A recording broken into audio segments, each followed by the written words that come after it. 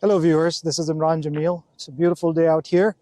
Today I just wanted to do a quick review of BMW X7 2020 after 27,000 miles. And mainly I wanted to focus on the issues that I have because it's a great SUV in a lot of respects, but it does have some flaws that may be actually pretty significant. And then we have another person who's going to be joining us because he thinks that if I do the review alone, I'm going to just bash it. I'm not going to be fair to it. That's my 12-year-old son, Talha Jamil. Come on, Talha. So why did you think? So the one car that he just always talks about is the Navigator. So he just thinks that nothing can beat the Navigator. And at 12 years of age, he has got it all figured out, as you can see. He doesn't even drive, but he thinks he knows everything about driving and cars, right? I mean, not driving, but I mean about cars itself from Okay. I can say. All right, so that's fair. Let's start with some of the aspects that I think as an SUV it should have. And you talk about what you think. And then, if you agree, we'll say yes. Otherwise, we're going to have to agree, right? If it's factual. What do you think? All right. But Navigator is better, right? No. Okay.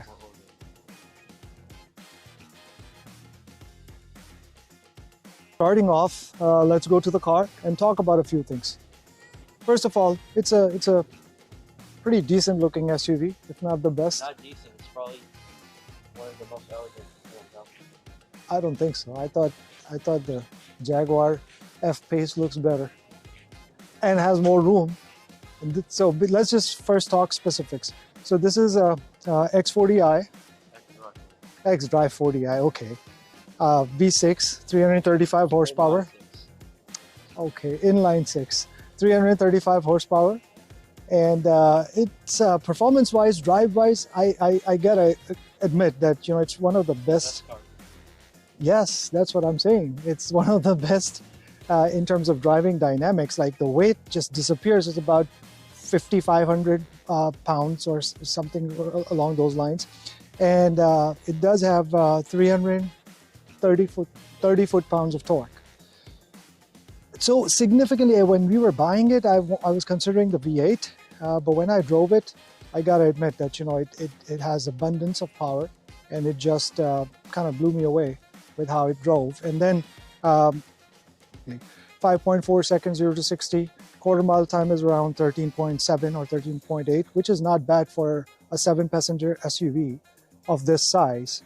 However, that's the debate that I'm gonna have, because is it a really true SUV for utility? That's where I have the gripes. Then this another reason of going with the V6 is the V8 comes with a specific body kit that doesn't allow the running boards to be installed. You got multiple wheel packages from I guess 20 to or 19 to 21. These are 21s. Now they come with 22 inches as well, right? And the other issue that we've had is finding the right package. BMW packaging is one of the most difficult to figure out. I mean, it's not like you get a luxury package or a premium package and you're done. No, you have to select pretty much each option, even in most of the packages. So if you want cool seats, if you see, I can guarantee you go and look at, you go and look at maybe 15 of them, and you'll probably find cool seats in one. Nothing. Which this one has. Yeah, but how much aggravation I had to go through. Anyway, so that is a feature that obviously if you're used to it, then it's a must-have. But if you're not used to it, then it's not a deal breaker for a lot of people. So this one has massaging seats, cool seats, and it does come with the driver assistance package, which tells us that keeps an eye on the driver and semi-automatic driving. It does a pretty good job. I mean, it's not like Tesla, but it's close. But that's where I would end, because if you go about utility, let's look at a few things. Okay, so I got the captain's chair, and I didn't mind them, but this is the only SUV in which you cannot fold the captain's chair. I mean, it does go forward, but that's about it. And it does slide forward by itself. And if you want, and you can adjust it like the seat, just yeah, like it's the got front seat. power options. So that's pretty much it. Now, if you want to haul stuff, what are you gonna do? Tell me. So most people, like, it's a BMW and Mercedes, they're not really heavy duty. If you want like a heavy duty, you got GLS was not like that. In GLS, the seats fold. Okay, so if you want like utility, then if you get the bench seat, then the bench seat folds. So that'll if you like care about utility, then that'll solve your problem if you get the bench I'm seat. buying an SUV, I do care about the utility. So that's one thing. Second thing is the running boards have been replaced under warranty, right? And then when you come here, so it does, so that's the seats folded. Now, if I want to haul anything, I can even fit my bicycle in it that I could do in a Jaguar F-Pace. What do you say to that? I mean, we can test it right now. You probably can. No, I don't have time for that. Okay, so what didn't work? So there was two things. The first thing is that the right side heated seat stopped working once. We got that fixed. The good thing about BMW is they do the repairs pretty quick. The fifth attempt, right? So we got the car back the same day. Then you skipped the detail. Fifth attempt. No, that was the first attempt, and then The seat. the left seat twice. We had a thing. It stopped folding. Like it will just stay up like this and it wouldn't fold. There was something stopping it. Some motor or something. But I don't blame the car. We drove it almost 15,000 miles in 11 months. So It's meant to be driven. It's the family car. Run into some issues. And at that I mileage, will admit, European cars are known for having issues like when it's cold and stuff like that.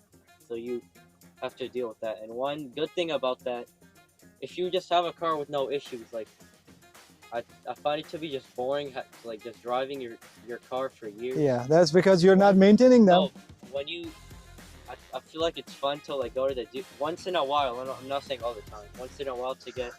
What do you say to that? Now that's to go to the dealership, get a loaner and stuff like that, because you get to drive the newer cars. Yeah, you get to drive the whole line of cars if you have something like this. No, I'm just kidding. I'm just kidding.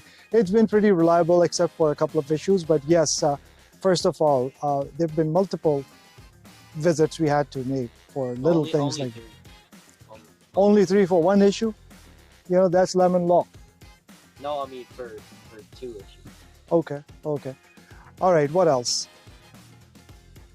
All right, so, but it does have decent amount of room in all three rows. That's one good thing.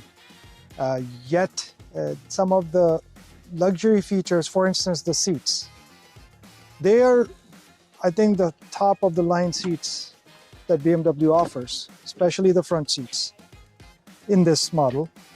Yet, I've driven it to Texas and I've driven it to Canada, which is not the first time I've done in many cars. The fatigue really starts kicking in after a while, and you have to keep adjusting. Even though not really. The Jaguar, it's the Navigator, again, you could just sit and just don't worry about it once you find out your best settings. In this, even if you find out your best settings, you have to keep adjusting. Massaging feature is a joke. Okay. We tested it in the Navigator. We tested it in multiple cars. I think it's the same. No, Navigator I think is better.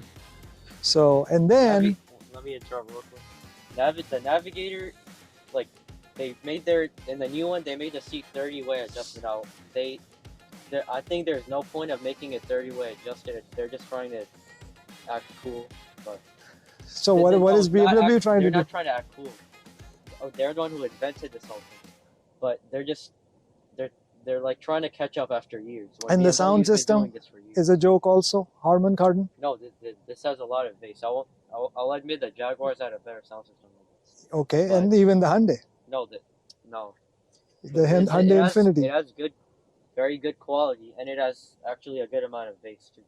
So I don't find it. Is that it? What about clarity? Yeah, clarity and quality. Okay, I don't know. I don't find that too often though. It's soft touch leather, it seems like, but then that's a big thing for me. I really hate hard touch plastics, even at the door bottoms, that most of the cars are going for now, even Audis. And GLS also felt like it had hard plastics at the bottom portion of the doors. Other than that, wireless wireless charger, wireless Android Auto, and Apple CarPlay, and that works pretty well. Now I'm sounding like I like this car. Yeah, I mean, overall it's fine. It's just as a utility vehicle, I feel it falls short on hauling. It drives like nothing else on the road, especially in this class. I mean, it feels like a Porsche Cayenne when you're driving it. Obviously, Porsche Cayenne is much lighter and smaller, but it's very, very close. So that's a plus point. It's got memory seats on both sides, which it should anyway, because Navigator have that too. And obviously massage seats on both sides. Useless massage seats. That's what I say. You know, the most they can do is just making you think that something's happening, but nothing's happening, right? We're just gonna go. All right, viewers, we're just gonna go for a short ride. The camera is very nice. The reverse camera, it has like the 3D view and all that. What good is that gonna do to me? And the car wash, so you don't scrape your rims if you're in the car wash. How? Because it's telling you like exactly where you're going. Okay. And it's got the self-parking and all of that, which is nice. Pretty much like all the safety features. Yeah, because BMW figures out that they need to put everything, but they don't figure it out how easy it should be, right? So overall, this is a very good vehicle to drive, easy to drive in and out of town. Highway, this thing is pretty good. And gas mileage wise, BMW, I think two things that, as I mentioned before too, BMW underrates probably. One of them is the horsepower. The other one is the fuel consumption. I cannot believe that on long trips, we could actually hit 27 miles per gallon in some cases, doing almost 75, 80 miles an hour average. And that is commendable. That is literally commendable. If I compare to like Acura MDX Type S, I was really very excited about that. And I drove it, and I thought the reviewers were just unjust. But I kid you not, the best performing Acura SUV ever is not even competing in terms of numbers, or barely competing in terms of numbers, with most of the class, luxury class SUVs, such as BMW, such as Audi Q7. Their V6s are outperforming Acura MDX Type S. What's up with that? And yeah, if you're saying that, oh, that's an Acura, those are BMW, it's not even cheaper. Yeah, I mean, it's a little bit cheaper than the BMW X7, but it's almost running neck to neck with the Q7. So from that perspective, this thing is unbelievable. But massaging seats in Acura are better. Massaging seats in Navigator are better. And massaging seats in Explorer are better, because I think they're using the same massagers. The main difference is the intensity of the massage. It seems like they're using rollers versus the airbags. So, and overall, when you put it in the sport mode, the exhaust changes, right? So, and exhaust also, sound. You go ahead, Tala. Also, this is a base engine. Like this is the base engine you can get, not the base model, the base engine, and it still has all the pops and crackles and all that stuff, and it sounds good too. I wouldn't call them pops and crackles. No, when you put it into S, yes, it and does. when it downshifts, it makes pops. That's true. It does. and it lowers it down. And it tightens the bolsters. Yeah, we're on a street right now, so you can see, viewers, it's keeping it in the gear, even though I'm not in the manual mode, because I'm in sports mode as well as I put the transmission sports. So just remember that, because just putting it in sports mode is gonna stiffen up a ride a little bit. But this rev matching, everything else, once you put it in the transmission, this sport mode, it'll be enhanced. It does rev matching in sport mode to begin with. Now we can push it a little bit over here. Yeah, so there's a pop, but you can't really hear it. So now you see that it's keeping it in that gear. It's not shifting. That's pretty good. So sporty dynamics that they have done in this car are just really top notch. The handling overall, it handles like 1,000 or 1,500 pounds lighter SUV. So these are some of the good aspects. And now that it's getting darker, you can see. I mean, you probably can't see them that well because it's not fully dark yet, but you can start to see like the ambient lighting. It's like in the door pockets, all around you. Even in the third row, you also probably can't see it from here. Yeah, they just want people to be blinded by those lights, actually, so they don't think. When it's dark, they're actually very bright. And when you get a call, like the ones up front, they actually start flashing. Yeah, that's a good feature. I guess it's not that useful, but it's cool. No, that's a good feature where you open the door and the strips, the lighting strips. Yeah, they blink red. Yeah, they blink red, no matter what color you choose. Can you choose colors in this? Yeah.